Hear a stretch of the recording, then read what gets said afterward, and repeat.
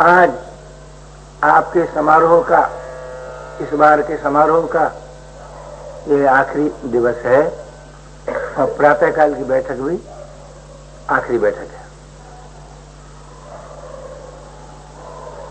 हम लोग जीवन संबंधी चर्चा करते रहे, सुनते रहे, समझते रहे।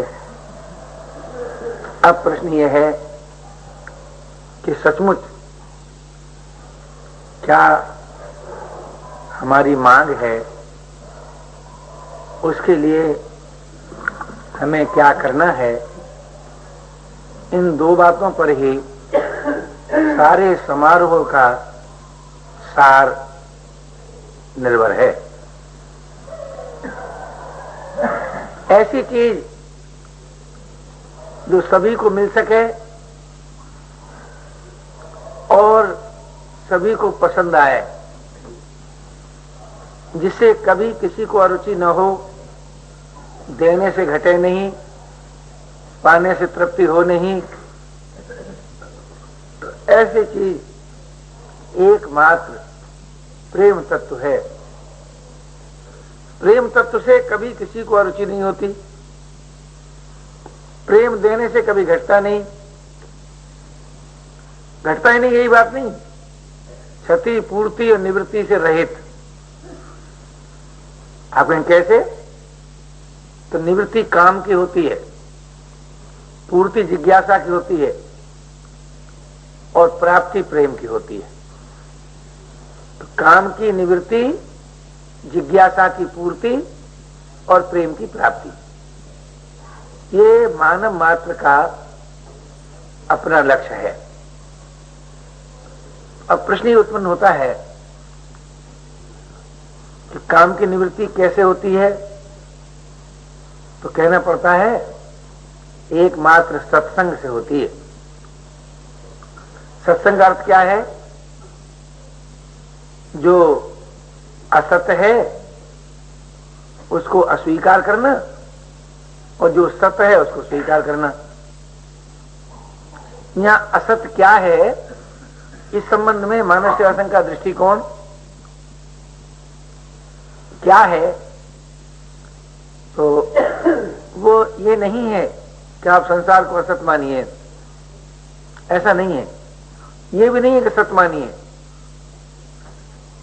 क्या है कि हमारा और संसार का जो संबंध है वो असत है,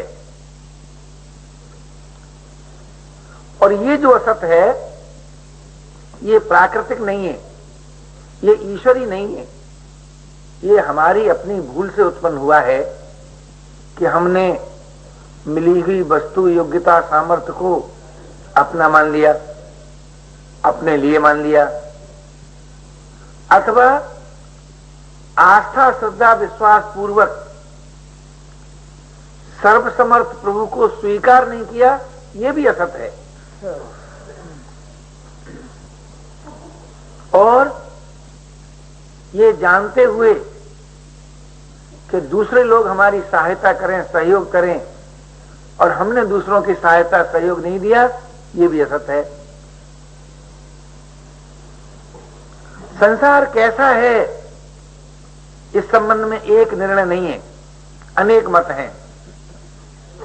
परमात्मा कैसा है इसका विवेचन अनेक प्रकार से है। तो उस चर्चा में हम नहीं जाते। हमें केवल ये निवेदन करना है कि संसार से संबंध जोड़ना और परमात्मा से संबंध न जोड़ना और दूसरों की सेवा, सहायता न करना, ये जरूर असत है। इसी असत को अपने जीवन में से निकाल देना है। संसार जैसा है वैसा ही रहेगा, परमात्मा जैसा है वैसा ही रहेगा, और मिला हुआ बल सदैव किसी के पास नहीं रहा, न रहेगा। उससे अपना कोई मतलब नहीं। अपने प्रयोजन केवल इतनी बात से है क्या आज हम इस बात को स्वीकार करते हैं कि बल का दुरुपयोग नहीं करेंगे? संसार से संबंध नहीं रखेंगे, परमात्मा से संबंध जोड़ लेंगे। यह एक विचारनीय बात यह है कि संसार से संबंध रखना और न रखना और बात, और सेवा न करना बिल्कुल गलत बात। संबंध तोड़ दो, सेवा मत छोड़ दो। आखिर तो करोगे क्या? अगर तुम सेवा नहीं करोगे तो शरीर का उपयोग क्या होगा, योग्यता का उपयोग क्या होगा, वस्तु का उपयोग क्या होगा? मिली हुई वस्तु, योग्यता, सामर्थ्य का उपयोग ही है किसी न किसी की सेवा करना। और किसकी सेवा करना? जो निकटवर्ती है, जिनके साथ रहना पड़ता है, जो हमारे साथ रहते हैं, हम जिनके साथ रहते हैं, उनकी सेवा करना।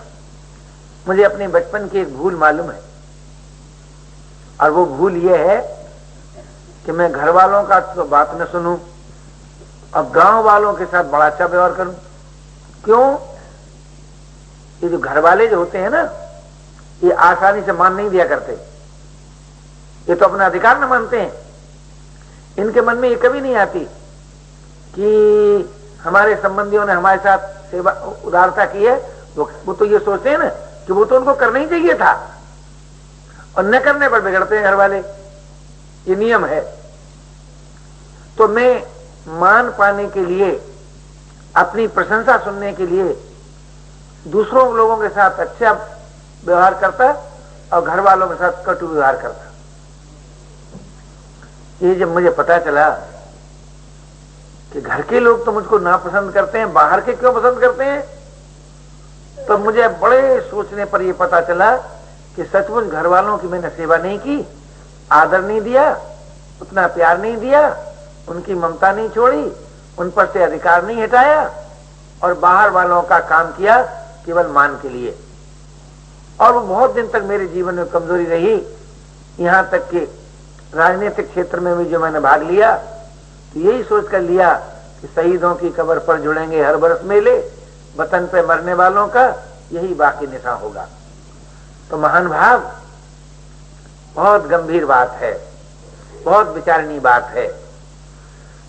जो निकटवर्ती प्रियजनों की निष्काम भाव से अधिकार छोड़ के सेवा नहीं कर सकता, वो सचमुच सेवा नहीं कर सकता। ये पारिवारिक जीवन क्या है? ये सेवा की ट्रेनिंग है। ये बंधन नहीं है, ये बुरा नहीं है। लेकिन हम बंधन कब बना लेते हैं कि स्वयं तो सेवा करते नहीं और दूसरों पर अधिकार मानते हैं, और दूसरे जो लोग सेवा करते हैं वो उसको आज के लिए एक रवैया पड़ गया है।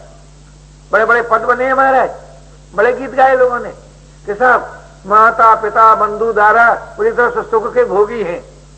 मैं आपसे निवेदन करना चाहता हूं, क्या अगर किसी स्त्री ने अपने पति को सुख दिया तो क्या पति के बदले में स्त्री को सुख नहीं मिला? क्या राय है? सुख का आदान प्रदान है कि केवल सुख भोगी है? आदान प्रदान है। लेकिन नहीं, थोड़ा सा वैराग्य आया और सबसे पहला काम किया कि घर वाले बड़े नालायक। ये आज के साधकों की दशा है। मैं निवेदन करना चाहता हूं, लायक हैं कि नालायक हैं ये तो वो जाने जो हैं, लेकिन अपना काम क्या था? अपना काम तो ये था कि जिनके साथ हम रहते हैं पहले उनकी सेवा कर देते और भीतर से संबंध उनसे तोड़ देते। अब ये बड़ा कठिन पड़ता है लोगों को कि संबंध तोड़कर सेवा करना बड़ा कठिन पड़ता है, और समाज में सम्मान बिना लिए सेवा करना बड़ा कठिन पड़ता है, और पद को स्वीकार किए बिना सेवा करना बड़ा कठिन पड़ता है। तो किसको कठिन पड़ता है? जो सचमुच स्वाधीन नहीं होना चाहता, प्रेमी नहीं होना चाहता, दुख निवृत्ति नहीं करना चाहता, उसको कठिन पड़ता है। नहीं तो महान भाव, हम जिनके साथ रहते हैं, जो कर सकते हैं, उसके करने से भगवान नाराज हो जाएगा और न करने से खुश हो जाएगा, तो भगवान हमको ऐसा साथी क्यों देता, ऐसी परिस्थिति क्यों देता? तो मेरा निवेदन यह है कि जो कुछ मिला है वो सब ईश्वरवादी की दृष्टि से प्रभु का दिया हुआ है, और जब प्रभु का दिया हुआ है तो परिवार की सेवा भी प्रभु की सेवा है, देश की सेवा भी प्रभु की सेवा है। ये नहीं कि एकांत में बैठकर चिंतन करते रहे वो तो भगवत सेवा है और कमरे में झाड़ू लगाना भगवत सेवा नहीं है, ऐसा मैं मानता नहीं हूं। जो मानते ठीक है, तो व्याख्यान में तो भक्ति का परिचय होता है। तो मैं आपसे ये निवेदन करना चाहता हूं कि अगर आप प्रेमियों के जीवन को देखेंगे तो ऐसा एक भी प्रेमी नहीं हुआ जिसने प्रियजनों की सेवा न की हो। सभी ने की है। हाँ, उनसे आशा नहीं रखी, उनसे संबंध नहीं रखा, ये तो ठीक बात है, लेकिन प्रियजनों की सेवा सभी ने की है। क्यों? इसमें एक बड़ा दार्शनिक तथ्य है, और वो दार्शनिक तथ्य यह है कि संबंधियों की अगर आप सेवा नहीं करेंगे तो पूर्व कृत कर्म जो राग है उनका वो निवृत्त नहीं होगा। प्रियजनों की सेवा करने से प्रियजनों का राग निवृत्त होता है। एक बार परम भागवत देखू जी ने हमसे कहा कि गर्मी की छुट्टी में प्रतिवर्ष बिहार में पिता को बाबूजी कहते हैं, मैं बाबूजी के पास जाया करती थी तो मुझे कभी कभी बाबूजी का ख्याल आता है। यद्यप मैं बाबूजी से आज्ञा लेकर आई हूं सत्संग के लिए, फिर मुझे ख्याल आता है। हमें ख्याल आता है एक प्रीत भरा पत्री लिख दिया करो, कुछ वस्तु भेज दिया करो।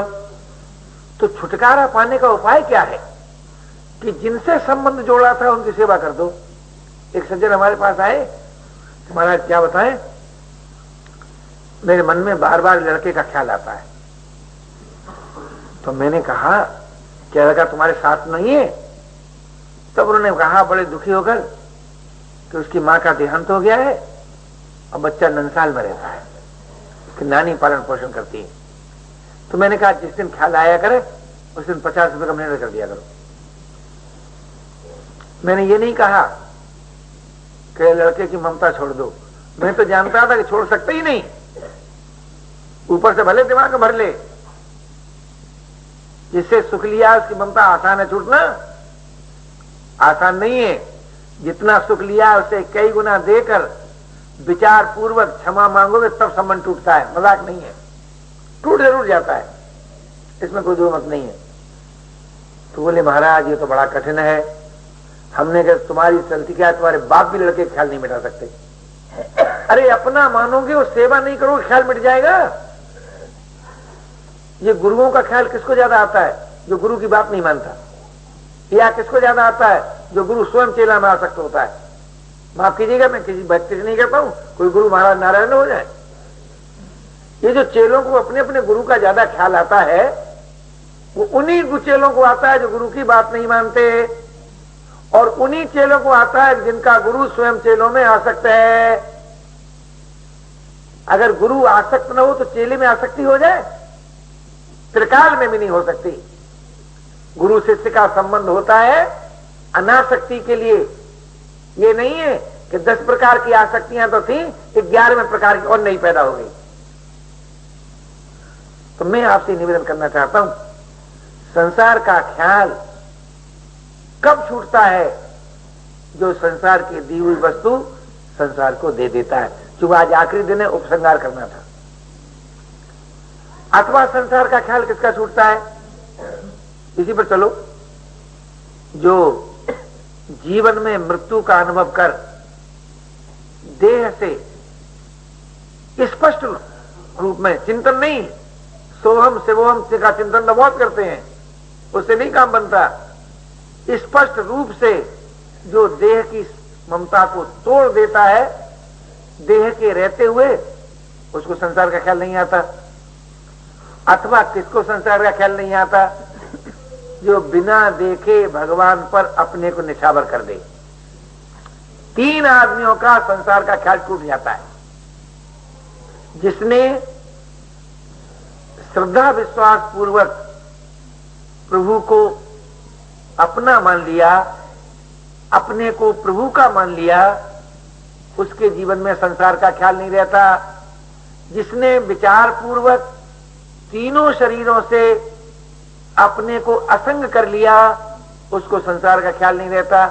अथवा जिसने पूरी शक्ति लगाकर प्रियजनों की सेवा कर दी, उसको संसार का ख्याल नहीं रहता।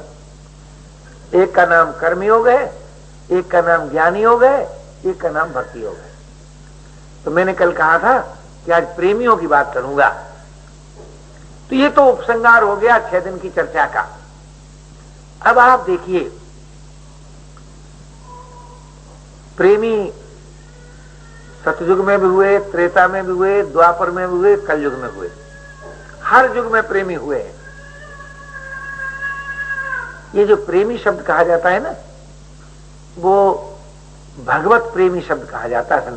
भगवान के प्रेमी सब युग में हुए।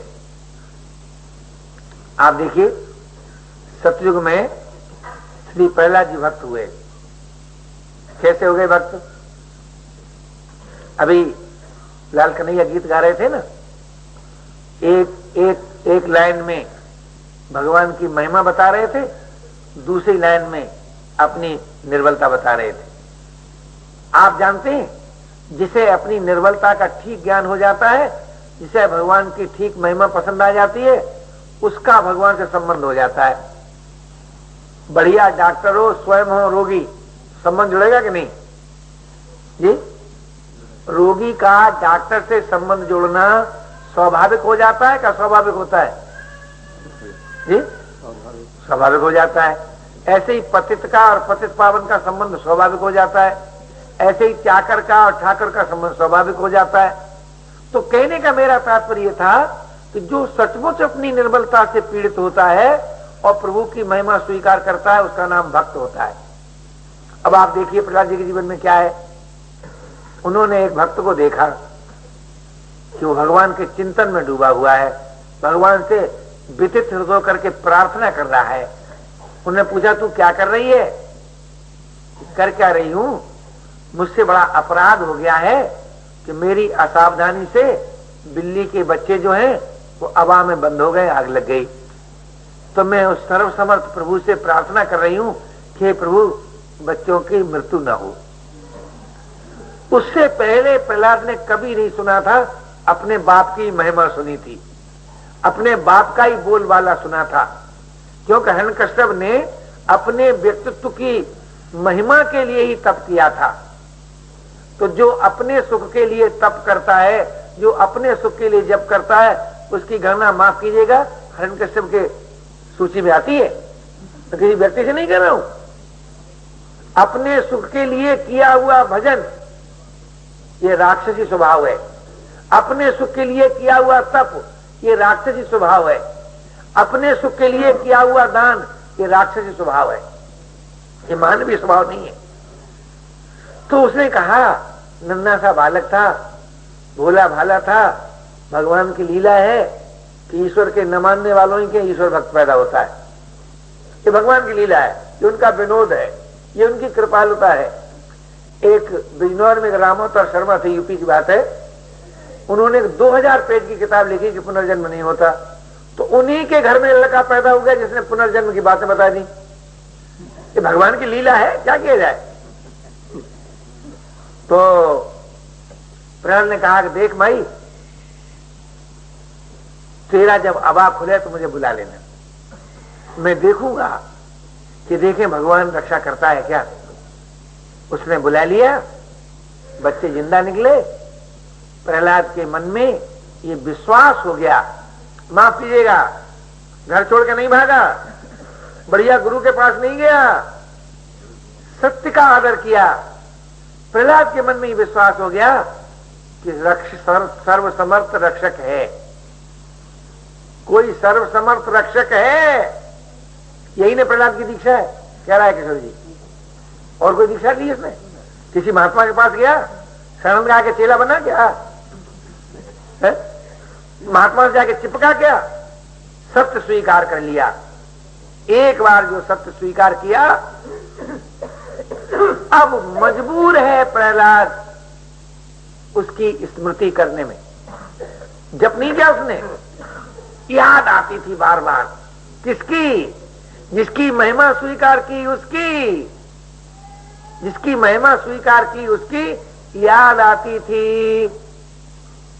लेकिन कहीं बताओ, अब ये नियम है कि जिसकी याद आती है उसी की चर्चा होने लगती है, उसी का चिंतन होने लगता है। अब प्रहलाद के जीवन में स्वभाव से भगवान की चर्चा होने लगी, चिंतन होने लगा। ये खबर लगी हिरण्यकश्यप को, उसने कहा ये कौन पैदा हो गया मेरे यहाँ जो मेरी महिमा को छोड़कर किसी और की महिमा स्वीकार करता है। अरे हिरण्यकश्यप और कोई नहीं, अपना अहम ही है। आजकल के पति लोग, मैं इतना योग्य आदमी हूं, मैं इतना कमाता हूं, मैं, अरे कमाते हो तो क्या करते हो भाई, किस पर एहसान करते हो? तो मैं निवेदन करता हूं कि जो अपने अहम के ही महत्व को बढ़ाता रहता है दिन रात, दुनिया उसका मुंह देखना पसंद नहीं करती ईमानदारी से। माफ कीजिएगा महाराज, मजबूरी में भले ही हम कहते हैं तुम बड़े अच्छे हो। तो हिरण्यकश्यप तो अहम का पुजारी, प्रहलाद उस बिना देखे हुए सर्वसमर्थ प्रभु का पुजारी।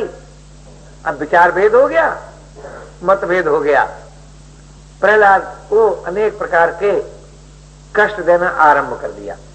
लेकिन एक बात तो बताओ, प्रहलाद ने भी कभी कष्ट दिया क्या?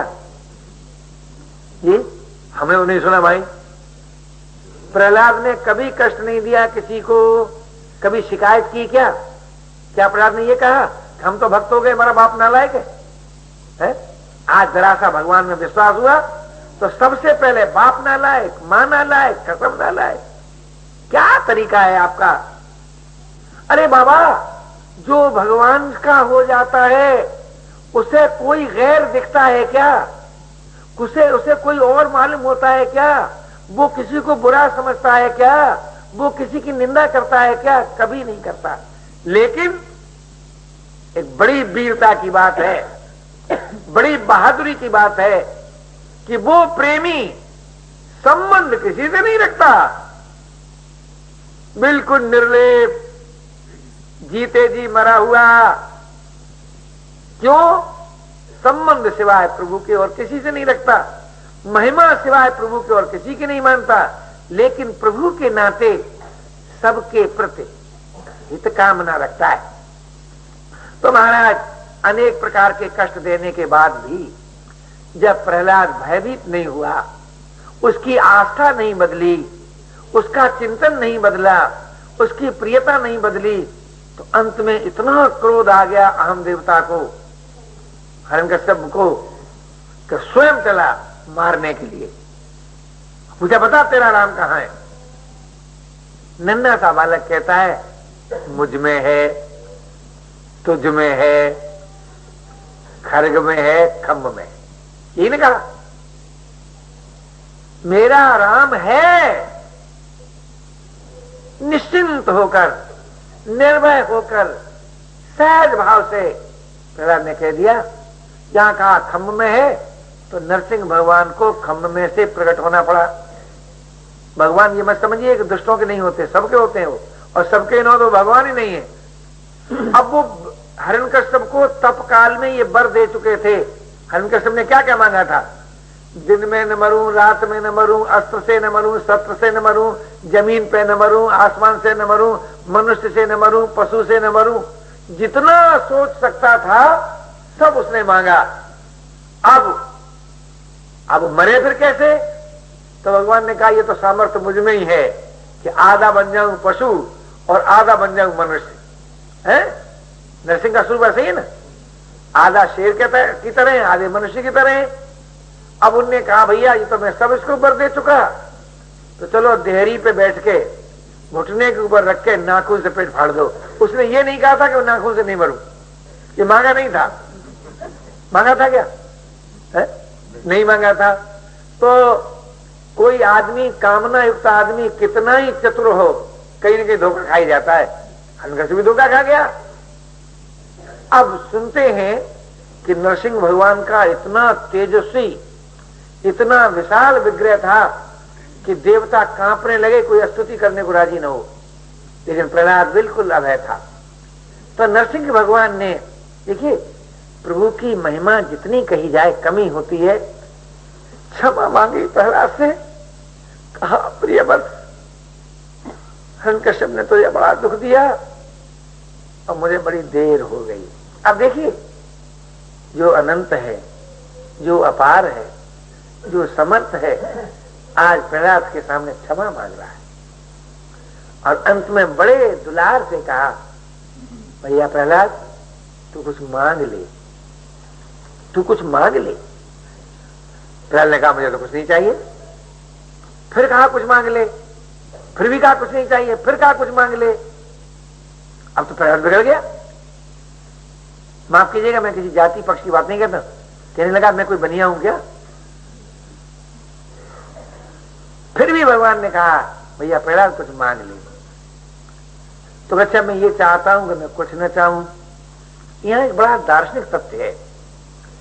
अपने द्वारा गुणों का संपादन करना और प्रभु की करुणा से गुणों का प्राप्त होना बड़ा फर्क होता है। ये बात प्रहलाद ये जानता नहीं था कि मुझमें कामना है। मैंने कहा मैं अगर आप मुझे देना ही चाहते तो मैं ये चाहता हूं मैं कुछ न चाहूं। अब भगवान ने कह दिया एवं वस्तु।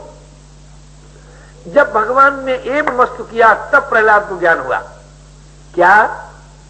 अब लगा भगवान पर केस चलाने। महाराज भक्तों ने बड़े बड़े केस चलाए। हाँ, कहा बताओ महाराज? बोले हाँ हाँ भैया प्रहलाद कि आपका बैरी मेरा बाप था कि उसका अभिमान था? तो भगवान को कहना पड़ा कि अभिमान था। तो आपने बाप को मारा कि अभिमान को? अब देखिए बाप की सदगति की कामना प्रहलाद में निकल आई, लेकिन उसको दिखता था क्या? उसको नहीं दिखता था। तो मैं आपसे निवेदन करना चाहता हूं कि जितने भक्त हुए हैं वे सब हुए हैं किसी भक्त की वाणी में विश्वास करने। भक्तों के शरीर से चिपकने से नहीं हुए।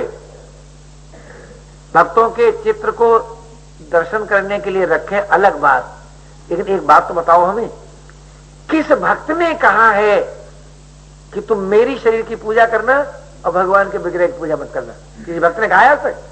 किसी भक्त की वाणी है? नहीं है। लेकिन भक्तों ने क्या किया कि उनके मन में केवल ये बात रही कि इनकी कृपा, इनके द्वारा हमें प्रभु का विश्वास प्राप्त हुआ, इसलिए आचार्य पूजन की बात कही गई। लेकिन आचार्य ने क्या कहा? मुझ में विश्वास करो ये कहा कि प्रभु विश्वास करो ये कहा? बोलो। प्रभु विश्वास। तो किसी भी भक्त के पास प्रभु विश्वास से भिन्न कुछ और है क्या? जी नहीं है। इसलिए महान भाव प्रभु में विश्वास करो। विश्वास यदि करना है तो प्रभु में विश्वास करो। बोले क्यों? विश्वास करने से संबंध जुड़ जाता है। हमारे जितने संबंध हैं दो ही तरह से जुड़ते हैं, या तो अपनी जरूरत से जुड़ते हैं या विश्वास से जुड़ते हैं। तो प्रभु के साथ संबंध जुड़ता है प्रभु विश्वास से। आपके जरूरत से तो मैं यहां एक बड़ी सूक्ष्म बात में निवेदन करना चाहता हूं कि प्रभु विश्वास अगर किसी और जरूरत से रखोगे ना तो वो साध्य न रहकर साधन बन जाएगा, और जब साध्य न रहकर परमात्मा साधन बन जाएगा तो परमात्मा दूर हो जाएगा। जो तुम चाहोगे उसको तो हो जाएगा। इसलिए यहां सही परामर्श की जरूरत होती है, सही सलाह की जरूरत होती है कि भाई प्रभु में जो विश्वास करो वो प्रभु से संबंध जोड़ने के लिए करो, प्रभु के से किसी और संकल्प से मत करो। प्रभु विश्वास तो सब कर लेते हैं, बहुत आसान है। एक बहन की बात है, उनके पति बीमार थे, मुंसिफ थे। किसी ने कहा भगवान की पूजा करो, भगवान की पूजा शुरू हो गई, पति अच्छे हो गए। दोबारा फिर बीमार हुए और फिर पूजा की, पति अच्छे नहीं हुए, मर गए, तो भगवान उठा फेंक दिया। अब तो बेकार साबित हो गए। तो जो परमात्मा से कुछ भी चाहता है वो परमात्मा को कभी पसंद नहीं करता। परमात्मा को वही पसंद करता है जो परमात्मा से कुछ नहीं चाहता। बिगड़ अच्छा है। प्रभु से जो संबंध जुड़ा जाएगा वो प्रभु की मधुर स्मृति और प्रियता जगाने के लिए, ये नहीं कि मुक्ति के लिए, ये नहीं कि भुक्ति के लिए। मुक्ति तो भगवान सबको दे देते हैं बड़ी सुगमता से। क्यों? आपको जो ज्ञान मिला है उसी से मुक्ति होती है, मुक्ति और किसी प्रकार नहीं होती। आपने ज्ञान पूर्वक ममता कामना तादाद तोड़ दिया तो सब मुक्त हो गए। और भोग जो है ये कर्म सापेक्ष है, आपको कर्म सामग्री मिली उससे आपको भोग मिल जाएगा। लेकिन प्रभु प्रेम एकमात्र प्रभु विश्वास से ही मिलता है और किसी प्रकार प्रभु प्रेम की प्राप्ति नहीं होती। इसलिए भक्तों ने हमेशा प्रभु विश्वास की बात कही, प्रभु की आत्मीयता की बात कही।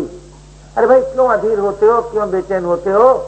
तुम तो प्रभु की जात के हो, तुम्हारा तो प्रभु से नित्य संबंध है, प्रभु तो तुम्हारा अपना है। आप देखेंगे भक्तों ने क्या कहा। भक्तों ने मीरा से कहा प्रभु तुम्हारे पति हैं, भक्तों ने ईसा से कहा प्रभु तुम्हारे बाप हैं, भक्तों ने मोहम्मद से कहा प्रभु तुम्हारे दोस्त हैं, मैया यशोदा से कहा कि वो प्रभु तेरा बेटा है। तो किसी न किसी प्रकार से प्रभु की आत्मीयता स्वीकार करने की बात समस्त भक्तों ने कही, समस्त आस्तिक दर्शन ने कही। अनेकों कथाओं में ये बात सुनी, अनेकों प्रमाण इस बात के हैं कि जो प्रभु में विश्वास कर लेता है, जो प्रभु से संबंध जोड़ लेता है, जो प्रभु को अपना मान लेता है, जो प्रभु का होने लगता है, होकर रहने लगता है, उसको तीन चीजें मिल जाती हैं बिना मांगे। तीन चीजें। पहले मिलती है निश्चिंतता। क्यों? सर्वसमर्थ में मैंने विश्वास कर लिया, अब चिंता की कौन सी बात। फिर मिलती है निर्भयता और फिर मिलती है प्रियता। निश्चिंतता में शक्ति का प्रादुर्भाव होता है, निर्भयता से शक्ति का सदुपयोग होता है और प्रियता से रस की अभिव्यक्ति होती है। तो हर एक भक्त के जीवन में निश्चिंतता, निर्भयता और प्रियता रहती है। अब आप सोचिए त्रेता में, देखिए त्रेता में क्या था। त्रेता में शिवरी जी बड़ी भक्त हुई है, बड़ी ऊंचे कोटि की भक्त हुई है। शिवरी जी की साधना में क्या था जरा बताओ सही। उन गुरु मतंग ऋषि कौन थे? उनके गुरु जो थे मतंग ऋषि, उन्होंने ये कहा कि देख शिवरी तुझे राम मिलेंगे, तेरे आश्रम में राम आएंगे। अब देखिए कहते हैं गुरु भक्ति। शिवरी जी निश्चिंत हो गई, मुझे राम मिलेंगे, राम मिलेंगे, राम मिलेंगे। और क्या शिवरी की साधना क्या थी? ध्यान करती थी, जप करती थी, कहीं नहीं लिखा कहीं। दूसरी साधना ये थी कि जो उनका स्वधर्म था, जो उनका दैनिक कर्म था, उसके अनुसार रास्ता साफ करना, ऋषियों के आश्रम में लकड़ी डालाना। आजकल लोग समझते हैं ध्यान करो, बैठ के काम करोगे बाधा पड़ जाएगी। भजन बिल्कुल गलत बात। बताओ सिमरी जी ने कौन सा आसन बिठा के मुद्रा साध के रागायन किया था और उनके गुरु ने कौन सी मंत्र दीक्षा दी थी? केवल आस्था दी, श्रद्धा दी, विश्वास दिया, शिवरी तुझे राम मिलेंगे। अब आप जानते हैं माँ है ना शिवरी, मैया है ना, तो माँ के मन में जब भाव उठता है तो क्या उठता है कि मैं राम को क्या खिलाऊंगी। तो माँ तो खिलाने नहीं जानती है। एक दिन लाल कन्हैया की मैया कह रही थी कि एक तो चला गया और ये तो कुछ खाता ही नहीं है, ये तो कुछ खाता ही नहीं है। कितना मधुर भाव था उस वक्त उनके मन में, कितनी सुंदर वाणी थी। ये तो कुछ खाता ही नहीं है, इसका शरीर तो अच्छा रहता ही नहीं है। तो माँ के प्यार में क्या होता है? कुछ खिलाऊं पिलाऊं, अच्छा रहे। माँ कमाई खाना चाहती है? बिल्कुल कमाई नहीं खाना चाहती। तो महाराज शिवरी मैया सोचने लगी जब राम आएंगे तो उनको क्या खिलाऊंगी। तो वो तो ये सोच ही नहीं सकती थी कि बाजार से मिठाई मंगाऊंगी। वो तो जो फल खाती थी ना जंगल के, भीलनी जात की थी, तो जो फल खाए, तो जो मीठा लगे, तो अपना खाना भूल जाए और राम के लिए जमा करना शुरू कर दे। राम को खिलाऊंगी, राम को खिलाऊंगी। सती माँ के दर्शन से तो हमको विश्वास हो गया कि शिवरी का खाना छूट गया होगा जरूर। क्यों? वो तो राम को खिलाने के लिए न फल इकट्ठा करती थी। काय के लिए करती थी? राम को खिलाने के लिए, क्योंकि उनका कोई समय निश्चित तो था नहीं। देखिए भगवान के मिलने का कोई समय निश्चित नहीं है।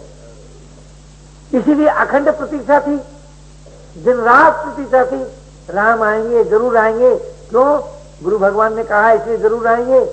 और अपना वही सुधर्म पालन करना, कहीं राम आए, उनके कहीं कांटे न लग जाए तो रास्ता बुहारना, राम के प्यारे जो ऋषि हैं उनके आश्रम में लकड़ी डालाना और राम के खाने के लिए मीठे मीठे फल जमा करते रहना। इसके समय बताओ तीसरी कौन सी चीज थी? अर्थात सुधर्म का पालन किया। यही सती माँ ने भी किया। मैं सच कहता हूं, सती माँ के जीवन का कोई ठीक अध्ययन करे, तुमने क्या किया? जिस परिवार में नहीं, उस परिवार की सेवा की, सबको सम्मान दिया, सबको आदर दिया, किसी से कोई आशा नहीं की और भगवान में विश्वास किया, भगवान से संबंध जोड़ा, और तुमने कुछ किया नहीं। तो मैं आपसे ये निवेदन करना चाहता हूं कि सिमरी ने भी यही किया और राम को आना ही पड़ा। और जब राम आए तो सिमरी जी तो सब भूल गई सुध बुध। क्यों? जिसकी प्रतीक्षा होती है और जब वो आ जाता है तो थोड़ी देर के लिए सब सुध बुध बिसर जाती है। अब राम खुद मांगने लगे, मैया फल दे दो, मैया भूख लगी है। आप जानते हैं भगवान ने स्वयं गोस्वामी जी की वाणी में ये कहा है, हमें वो पदवत तो याद रहता नहीं, उन्होंने कहा है कि मैया कौशल्या ने बड़े बड़े सुंदर भोजन कराए। और हमारी लता जी जानती हैं, सुनैना जी ने बड़ी बड़ी पौनाई की। और महाराज यहां तक पौनाई की कि मिथिलावासी तो ये कहते हैं कि अभी तो रघुनाथ जी की पौनाई समाप्ति नहीं हुई, वो तो दूल्हा दुल्हन में निमंत्रण ही खा रहे हैं, यहां तक लोग मानते हैं। लेकिन रघुनाथ जी कहते हैं जो स्वाद शिवरी जी के बेरों में मिला वो कहीं नहीं मिला। क्या कारण था? क्या कारण था? शिवरी जी का प्रेम था या शिवरी जी का कोई योग्यता थी? आप विचार तो करो। शिवरी जी का प्रेम था तो देखिए त्रेता में जो भक्त हुए वो भी प्रभु विश्वास को लेकर ही हुए। और महाराज द्वापर की तो क्या कहें, द्वापर में तो जितने भक्त हुए हैं उनमें 3 प्रकार के भाव के भक्त हुए द्वापर में। वात्सल्य भाव के हुए, सख्य भाव के हुए, मधुर भाव के हुए, दास्य भाव का कोई भक्त श्री कृष्ण के चरित्र में नहीं है। किसी ने श्री कृष्ण को अपना सखा बनाया, किसी ने बेटा बनाया और किसी ने पति बनाया। लेकिन कैसे पति बनाया? ये नहीं खुल्लम खुल्ला नहीं बनाया, यह बड़ा भारी एक रहस्य है। गोपियों का प्रेम क्यों विशेष माना गया? कि वे ये मानती हैं कि वे हमारे प्राणनाथ हैं, हमारे प्राण वल्लभ हैं, हम पर उनका पूरा अधिकार है। पर खुल्लम खुल्ला उन्होंने पति का सुख नहीं भोगा। ये परकिया भाव, जैसे रुक्मिणी जी का सुखिया भाव है, रुक्मिणी नारायण मत हो जाना, रुक्मिणी जी का सुखिया भाव है, खुल्लम खुल्ला कन्यादान हुआ, दुल्हन बन के आई, पटरानी बन के रही। लेकिन गोपियों का तो खुल्लम खुल्ला विवाह नहीं हुआ, किंतु उन्होंने पति मान लिया। यहाँ एक भ्रम होगा लोगों को, बुद्धिमानों को। मैं निवेदन कर दूं आपसे कि जो प्रेम का जो आरंभ होता है वो शांति के बाद दास्य भाव से आरंभ होता है और मधुर भाव पर जाकर समाप्त होता है। उसका मतलब क्या है? उसका मतलब यह है कि जैसे जैसे प्रेम बढ़ता जाता है वैसे वैसे संकोच मिटता जाता है और वैसे वैसे भाव बदलता जाता है।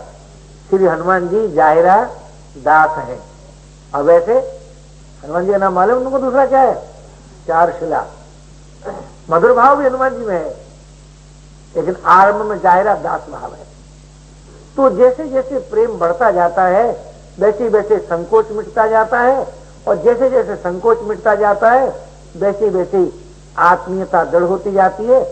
और जैसे मधुर भाव में दास भाव भी है, स्त्री दासी की समान सेवा भी करती है, मित्र के समान परामर्श भी देती है, मैया के समान खिलाती भी है और स्त्री होकर परम प्रेम को प्रदान करती है। इसलिए मधुर भाव में सभी भावों का समावेश है। तो द्वापर के भक्तों की क्या कहा जाए?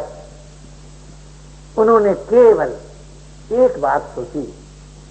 गोपियों ने कहा किसी प्रकार हमारा श्री कृष्ण से संबंध हो जाए, चाहे हमारी बदनामी भले क्यों न हो जाए, संबंध हो जाए, हम श्री कृष्ण की हो जाएं।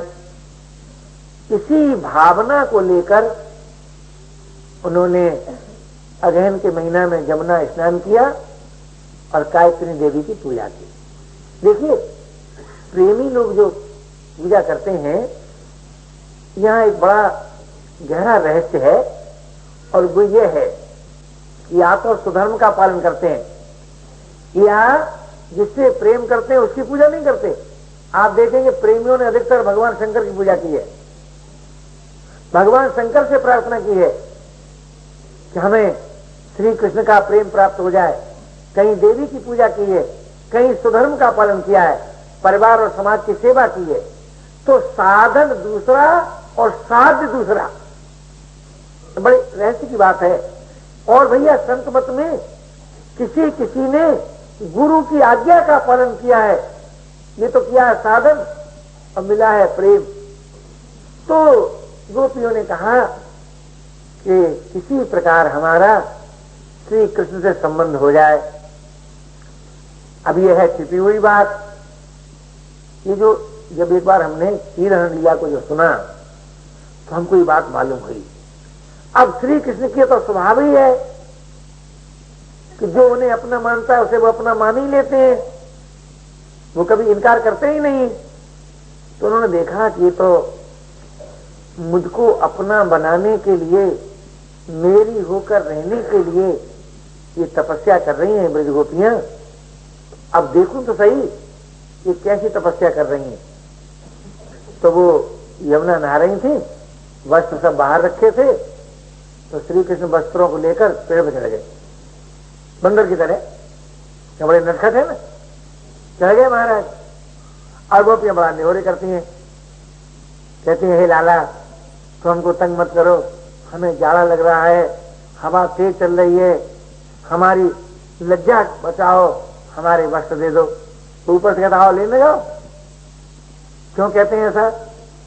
वो देख रहे हैं, इनको सिखा रहे हैं कि देखो तुम मुझे अपना बनाना तो चाहती हो, पर मुझसे भेद रखती हो, मुझसे पर्दा रखती हो। सब लोग कहते हैं कृष्ण ने बड़ी असली लीला की, लेकिन क्या अजी जनाब अध्यात्म दृष्टि से वासना रूपी तीर हर लिया, देह का अभिमानी श्री कृष्ण ने हर लिया। क्योंकि देवाभिमान के रहते हुए भगवत प्राप्ति नहीं होती, भगवत प्राप्ति देवाभिमान के रहते हुए नहीं होती। भगवत चिंतन हो सकता है, भगवत ध्यान हो सकता है, भगवत प्रेम की प्राप्ति, भगवत प्राप्ति देवाभिमान के रहते हुए होती ही नहीं कभी। तो अध्यात्म अर्थ तो यह है कि वासना रूपी चीज हर लिया, और जाहिर अर्थ यह है कि बाहर निकल के आओ और अब लगे धर्म का उपदेश करने।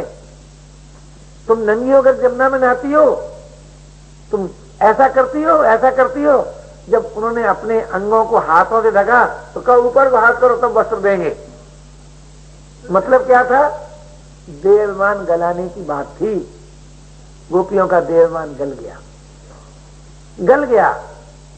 कृष्ण के साथ आत्मीयता सिद्ध हो गई, कृष्ण प्रेम से जीवन भर गया। लेकिन किसी गोपी ने घर का काम छोड़ा हो, वन में गई हो, संन्यास लिया हो, किसी गुरु के पास चिपकी हो, ऐसा तो सुनने में नहीं आता भैया है। लेकिन क्या दशा हो गई? कोई गोपी गैया दुह रही थी, पूछा सखी क्या कर रही है? बोले कन्हैया को दूध के झाग दूंगी। क्या कर रही है? कन्हैया को माखन दूंगी, कन्हैया को ये करूंगी। कोई गोपी का ऐसा काम होता ही नहीं जिस काम से श्री कृष्ण का संबंध न हो जाए। हर काम के साथ श्री कृष्ण का संबंध है? तो मैं ये निवेदन कर रहा था आपसे कि ब्रज गोपियों ने इतनी गहरी आत्मीयता श्री कृष्ण से स्वीकार की कि कृष्ण प्रेम ही उनका जीवन हो गया। अब कृष्ण तो बड़े नटखट हैं भैया, उन्होंने कहा अब तो ये बेमन की हो गई, लेकिन अभी तक इनको मेरी समीपता का सुख पसंद है। महाराज, भगवान के महत्व को जानना, भगवान के रहस्य को जानना बड़ा कठिन है। अब आप सोचिए, श्री कृष्ण कहते हैं मैया यशोदा से, नंद बाबा से, बाबा हमने आपका दूध खाया, दही खाया, माखन खाया, बाबा आप अपनी गैया संभाल लो, हम तो मथुरा जाएंगे, मामा कृष्ण ने बुलाया है। अब महाराज ये सुनना था कि नंद और यशोदा तो इतने अधीर हो गए, व्याकुल हो गए, कहने लगे लाला गैया किसकी थी, ये दूध दही माखन किसका था। अब मैया को देखो, ये नहीं अधिकार, यहां तक अधिकार नहीं है प्रेमियों का। मैया ये नहीं कहती मैं नहीं जाने दूंगी, विलाप करती हैं और कहती हैं है कोई जा ब्रज में जो जात कन्हैया रोक है, कन्हैया जा रहा है, इसे कोई रोक सके भैया, कोई ऐसा प्रेमी है क्या। मैया यशोदा को अपने प्रेम का भी भास नहीं है। जब ये चर्चा गोपियों ने सुना तो कहती नहीं नहीं, उनकी मैया नहीं जाने देंगी, विशफुल थिंकिंग। फिर भी जब श्री कृष्ण जाने लगे तो सुनते हैं कि रथ के पहियों से आकर गोपियां लिपट गई।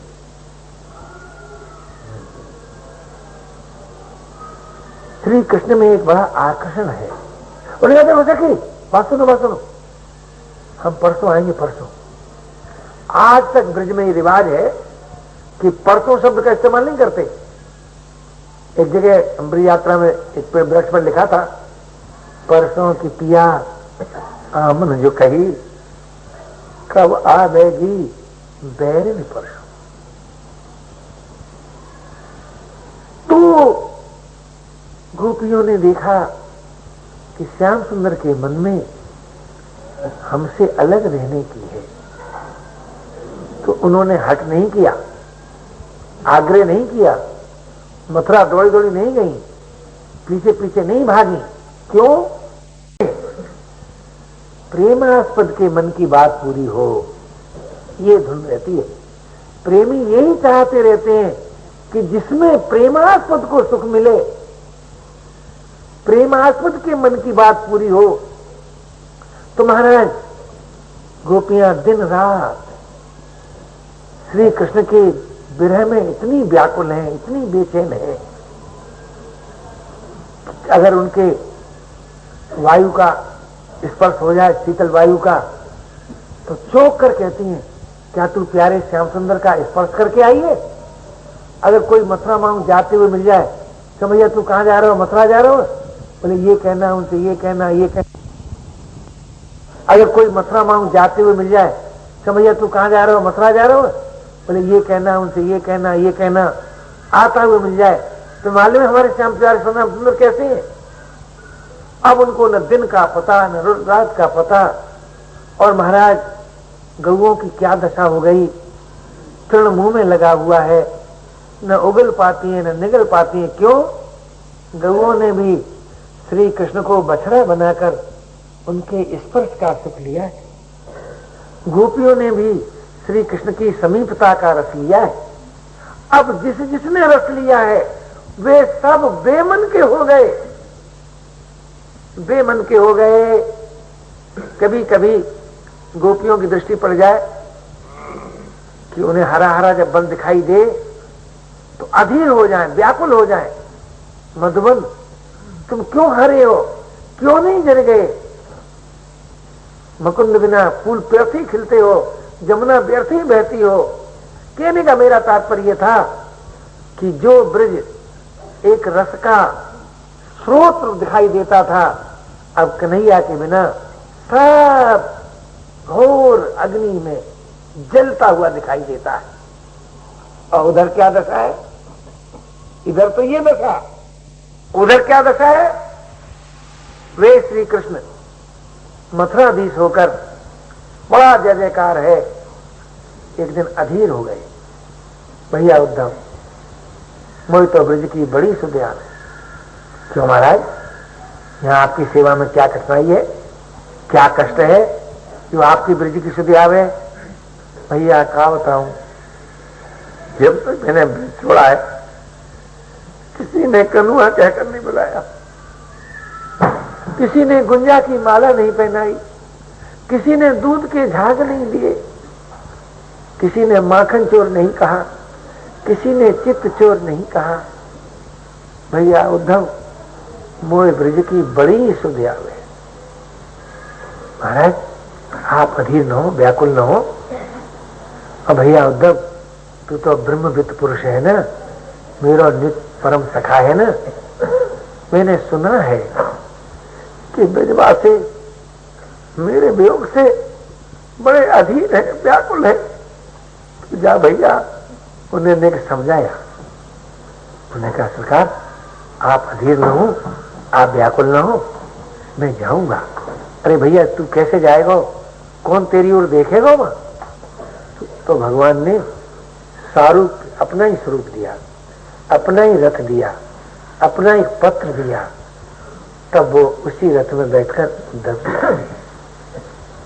तो सुनते तो ये है कि जैसा जैसा ब्रज समीप आता जाता है वैसे वैसे प्रेम के प्रभाव से उद्धव जी विभोर होते चले जाते हैं। अब देखिए सबसे पहले दृष्टि उद्धव जी के रथ पर किसकी पड़ी? सखाओं की पड़ी। ये भाव का भेद होने से ना, जो प्रीत की न्यूनता और अधिकता होने से चेत किसको ज्यादा रहता है, बुद्धिमान कौन ज्यादा रहता है? तो सखाओं ने देखा, एक दूसरे कहा अरे भैया हो देखो, ये तो वैसे ही रखा है जैसे रथ में हमारा दादा गया था। मालूम होता है कि हमारा दादा आ रहा है।